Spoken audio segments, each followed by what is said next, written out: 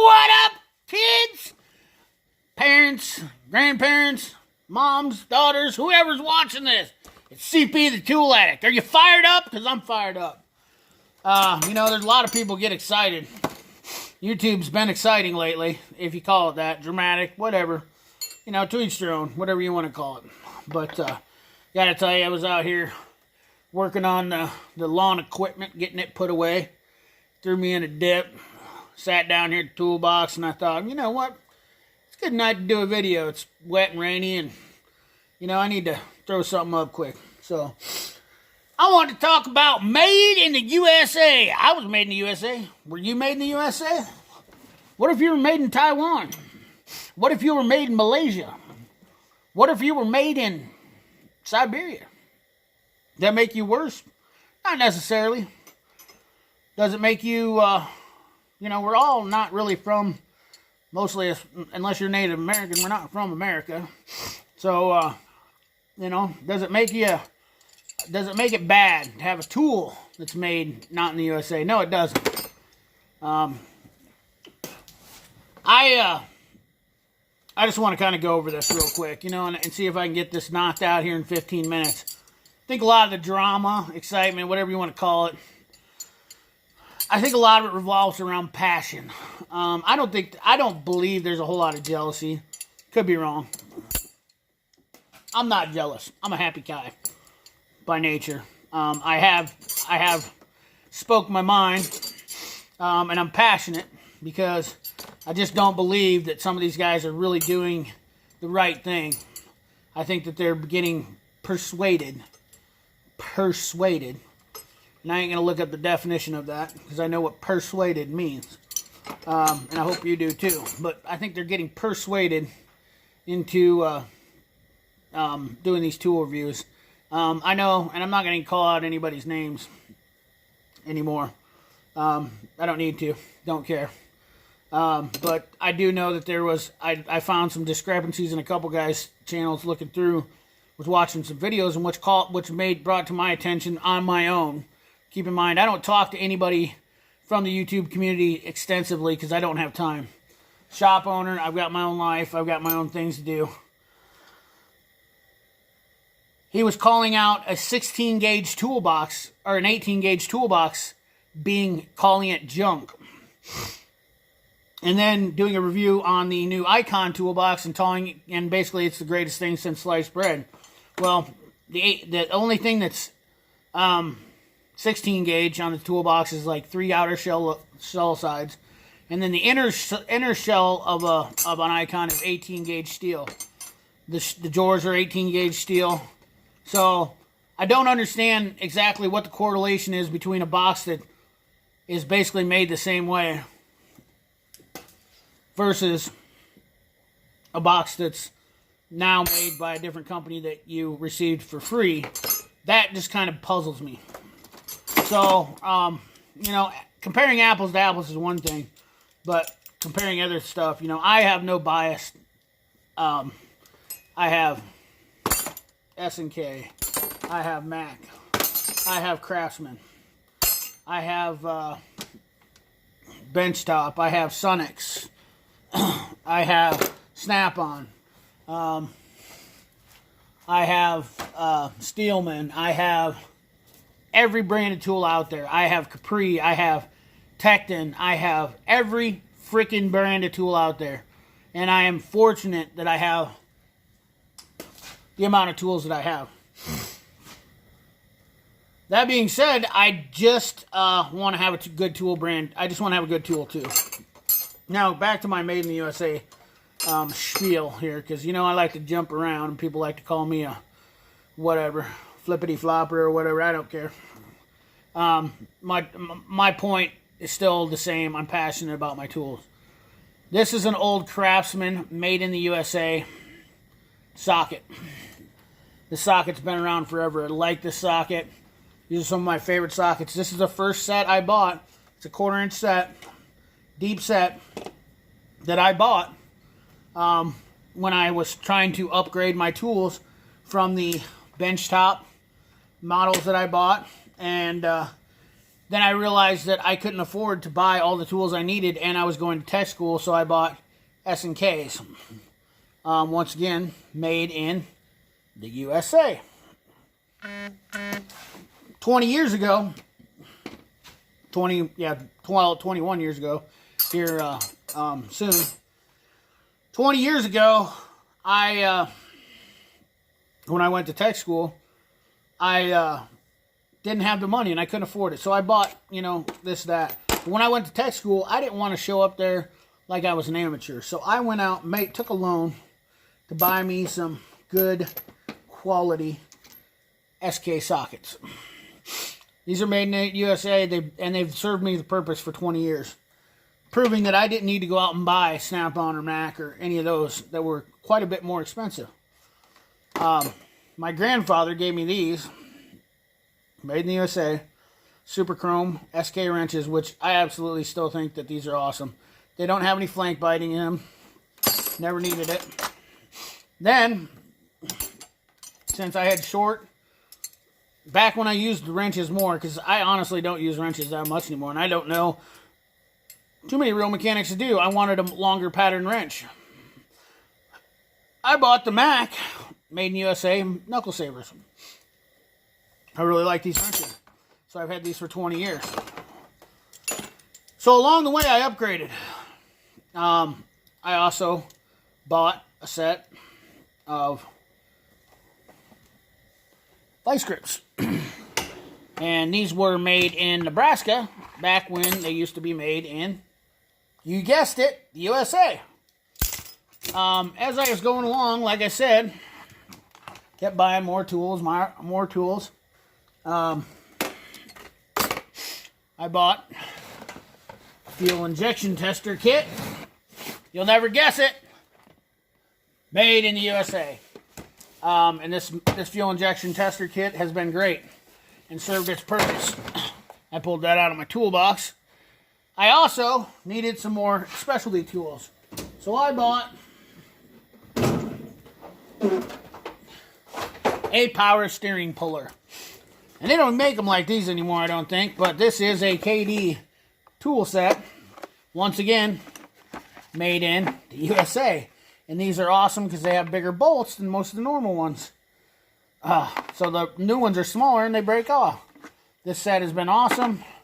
It's done everything I needed it to do, and it's a great set. That being said, even back then, I was disappointed with the amount of Taiwan tools, but now looking at it, there's been quite a few tools that I bought that were made in the USA. I bought a set of Craftsman swivel sockets made in the USA. I have a ton of them, and I'll tell you what, these jobs that these people had where they were made in the USA, this was somebody's livelihood that made these tools. Somewhere in the last 20 years, some of these people have lost their jobs. And that kind of breaks my heart. Because I know in Nebraska, they're not made in the USA, and I know the vice grip plant was moved. I don't remember when the exact date was, but now I get these. And the sad part about it is pretty sure that these were only probably 15 to 18 bucks a plier for a lot better quality. Versus, look, the jaws, these things fly open like none other. They don't, the spring in them's cheaper. That's the first thing is, the spring right there is super small compared to this one. Let's see if we can get that shot in there. With this spring, they've cheapened up the spring in there. So look at how that tiny little thing is. The handles, look at that. The tolerances on them are terrible. The steel, I think the steel wears out faster. I'm a big stickler about pliers, but we're talking about somebody's job for $5. Somebody denied you for $5, you'd be upset too. Anyways, that's kind of, I think, where the passion is, where a lot of guys are like upset because, this Harbor Freight stuff is a lot of it's made overseas. Now, granted, you got things like Sunex who are made in Taiwan, which are great sockets. And, you know, the Pittsburgh sockets have gotten a lot better, but I can tell you they were shit back when they came out. In fact, they were downright dangerous. I'm not sure if this was one of them, but this damn thing here might be an original Pittsburgh Universal that I had, and you have to have balls to use that. I'll tell you that right now, especially on an impact. I guess where I'm going with this all is that, you know, I think that, you know, when people dog on the tool trucks, you're dogging on, I'm a local businessman, support my business. I like to take care of my employees, and I really want to grow my business and keep more money in the local economy, and that's just like a tool truck. These guys are out here working these tool trucks, and I think they want the same goal. They want to see more stuff made in the USA. They want to bring out a quality product, and the mechanics that are buying stuff that are passionate about Snap-on, Mac, Matco, is that they want to have a quality product, and they want it to be made in the USA. There's no need to fight about this shit anymore. You know, Snap-on pliers to me are great. A lot of guys don't. I know there's a lot of guys don't like them. That three position patented plier is obviously, it's awesome. But I like to be able to buy stuff like this. I don't know if you can see that. Made in the USA. These mats are awesome. I have a couple of them. One in the shop. I keep one in the truck. I'm a big guy. I don't like getting down on the ground, but when I will do, and I have to, those mats have held up forever. Got this mat I've had forever. It's alright. But if it gets a rip or a hole in it, it's ruined. So where that one, I kind of, you know, let it go. It's just heartbreaking to me. I started off buying cheap tools, and I get it, okay? I understand if you're a DIY guy and you don't need to buy up the tool truck. But I think there's a lot of good tool companies out there, and we need to all stick together on this and band together and push the quality in the right direction. Bringing back more stuff made in the United States is definitely my, that's what my hopes are. I have a lot of great USA-made stuff. And I'll tell you, my dad was the biggest, he was the biggest person that drove me nuts about this. You go and buy these cheap wrenches, for instance. I bought these the other day, and I think that these are absolute trash. Chrome vanadium, Chinese made, Taiwan made, or whatever. Just, you know, I mean, they're pitted and they're terrible. But I just bought them for beater stuff. But that's just it. You say to yourself when you buy them, oh, they're cheap and it doesn't matter.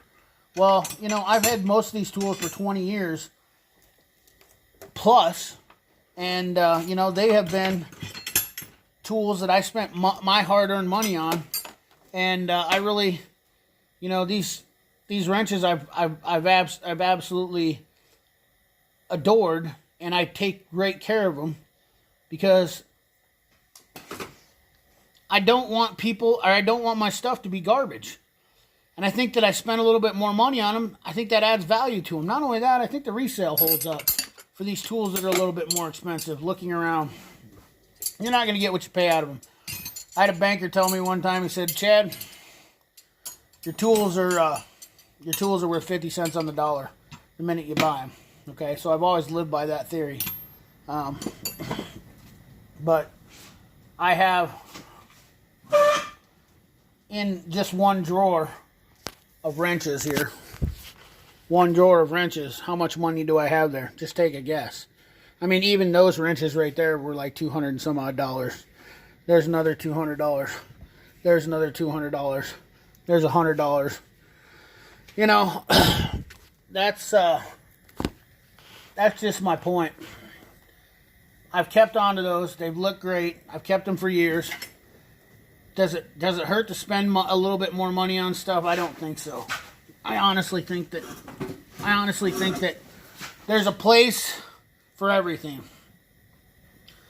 And that I don't believe that you really have to buy the cheapest of the cheapest, such as these. I'm really disappointed in these. $20 for these are pretty much throwaways. I'm not gonna go point in case. I love my S&K stuff. I've had this 18mm broke for a while, but I can't get it warranted without mailing it in. They're driving clear across town, and I just don't have time. I'm not going to drive back to Harbor Freight every 2-3 days every time I break this socket. The point to where my Mac, my Snap-on, where these sockets have held up for years, is invaluable to me for time. Everybody has a busy life nowadays. And I just feel like sometimes there's some tools that you have to trust for your time and your energy. Wasting fuel, wasting time to go and replace sockets that are going to break is just, to me, seems like a joke. So if they're that cheaply made, why waste your money? Chances are you're gonna break them and either lose them or throw them away. And I think that's what most of these tool companies bank on. So we're at 16 minutes here, and I told you I wanted to keep it short, but I don't know, guys. Down in the comment box, let me know what you think. You know, I want to end this negativity and move on, and I'm going to not waste my energy on being negative. I still feel the way I do about some people's channels, and I'm not going to take that back, because I definitely feel like there's people that are giving biased reviews now versus what they started off doing. And I just don't see why you would want to do that when you have a good deal going. To get views and likes is not important to me. To get subscribers, it's not important to me. What's important to me is if I can help people out. That's what's important to me. If I can help 1 or 2 guys out a week and show them something, or give them information, which I really like to give more information about repairs, and just be valuable in that aspect. Secondly, I'd like to give back to the automotive repair industry and I'd like to be able to hopefully someday have some kind of donation to our local VOTEC program to get more interest into the trade. We're losing guys right and left, and that's it's very disappointing to me, because this was a career that I made money at, and I'm helping guys in my shop make money at it, and I think that it's got a good future. The automotive industry has just got a lot of people and a lot of things that have hurt and damaged over the years. There's a lot of people that have stolen a lot of money from a lot of hard-working people. When it comes to people losing their jobs, to such as tool manufacturers that went out of business, to tool vendors, bad tool vendors doing stuff. The automotive industry has really, really taken a hit. I think that's where a lot of this fire comes from a lot of guys that are older or whatnot. I think that they saw so many people come in and rip the industry apart with their cheap marketing schemes, sales gimmicks, whatnot, just to take money when and they're defending that. So I'm not saying just try not to take it too personal. I have definitely gotten my passion and gotten heated. Like I said, but it's just this industry has taken. I see the struggles throughout the years that people have had, and I'm trying to change that myself with, letting people know that, hey, we can make money at this industry. We can, people can have a decent living off this, and people can, they can work through this stuff. But, only time will tell. The more we work together, I guess I've seen a lot of people say that in the long run, that will definitely help out. But there's just I understand where these guys that are angry and saying mean shit that people are thinking they're bullying. They're not bullying. They're just sticking up for the industry. They're sticking up for they've been around and seen these people get railroaded and taken to the cleaners, and people come in and they don't care and they make money off them and then they walk away. You know, if you're not in this for the long haul, where these guys have gotten 20 years, such as myself, in this industry, you just don't understand. It's protecting what we've invested our time and energy into. So, thanks a lot for watching.